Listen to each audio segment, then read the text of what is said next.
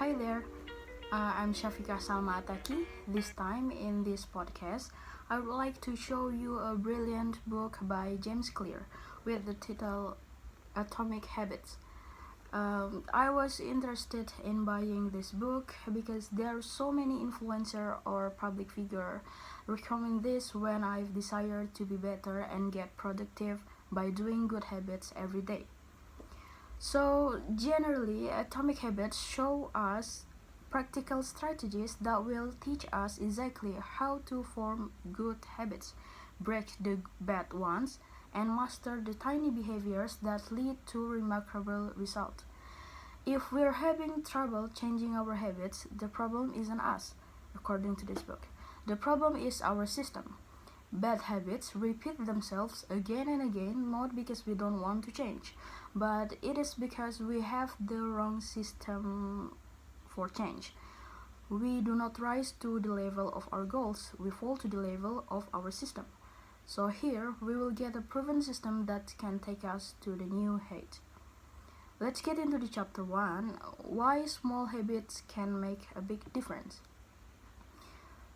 1% of improvement each day means that you will be 37 times better than you once were.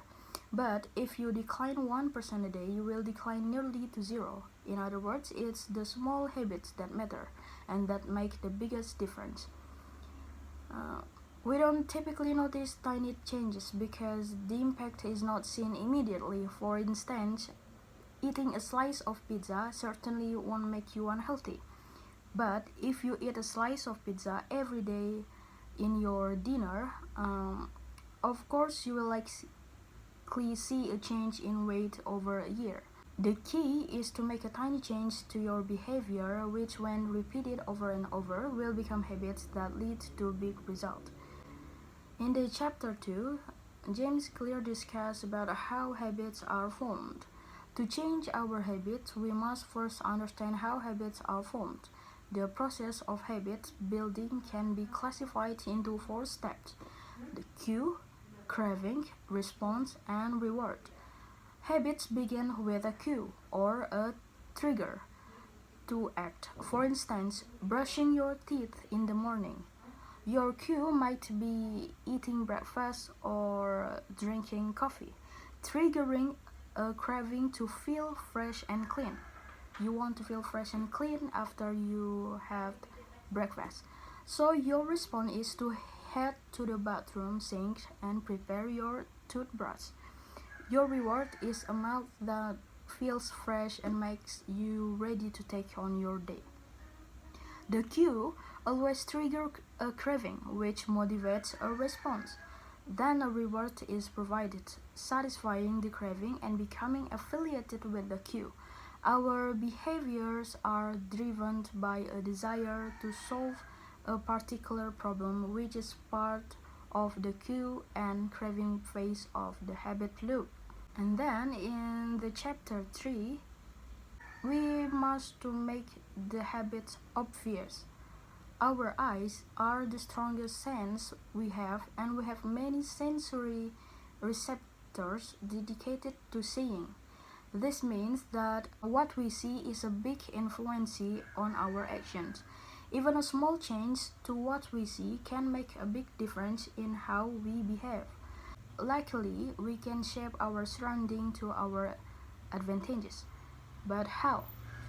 Let's say you want to create a habit of practicing guitar. You will be far less likely to practice if you keep your guitar locked away in a box in your closet. Instead, you should place your guitar in a place somewhere easily seen, like in the middle of your bedroom. Or you can put your workout clothes and sneakers the night before, so when you wake up you can see them. So we should make our habit obvious. And next is in the chapter 4, make our habit attractive.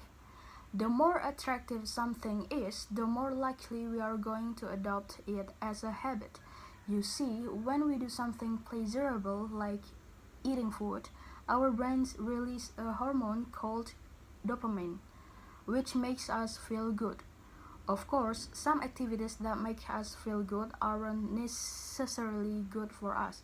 For example, people easily become addicted to sex, drugs, and food, all of which make them feel good in the moments. But this addiction can affect our health. That's why it's important to use our knowledge to our advantage when it comes to forming good, healthy habits. One way to do this is through temptation bonding. Temptation bonding aims to make habits more attractive. It works when you link an action you want to do with an action you need to do.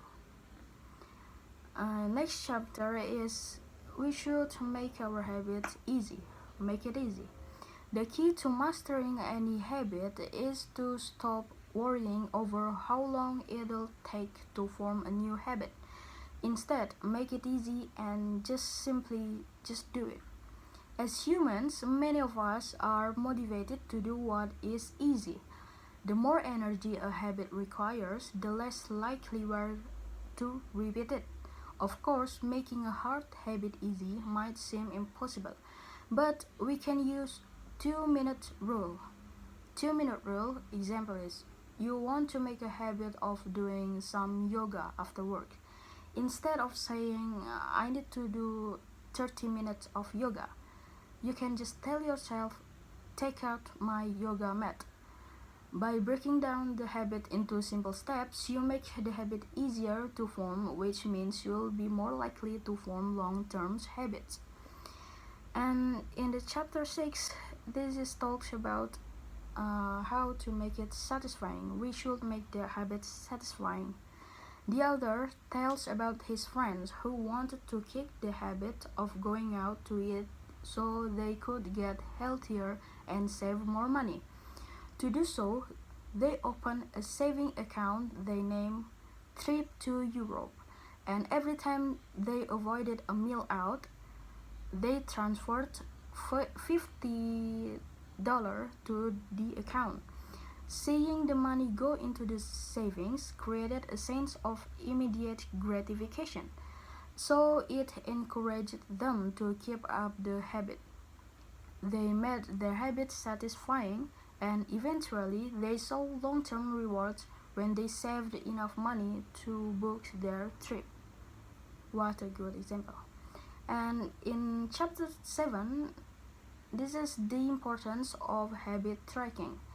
Habit tracking is a simple but effective technique to ensure that you are staying on track. The most simple technique is to use a calendar to cross off when you complete your desired daily habits. In addition, people are more likely to repeat their experience that is satisfying, but they are also likely to avoid the experience when it is painful or costly. In other words, behavior changes when there is an immediate consequences. For example, university students would show up to class if the attendance affects their grades, or you owe your partner $10 if they see you do bad habits like seeing you scroll through social media while working. This is why getting an accountability partner or signing a habit contract worked well in implementing healthy habits. So the final summary is while many people believe that making big changes is the key to success, it is small things we do each day that have the biggest impact on our lives. Our small daily habits will affect the person we become in the future. So it is critical that we adopt healthy habits to ensure we live long. When you can make your habit an attractive, easy, and satisfying experience, you will be more likely to keep up with them. Additionally, the accountability partner and a habit contract will help you even further when starting new healthy habits or kicking a bad one. And I think that concludes today's podcast episode about the book Atomic Habits by James Clear. We hope you find this episode informative and helpful in your journey towards building better habits. See you in the next time. Assalamualaikum warahmatullahi wabarakatuh. Thank you.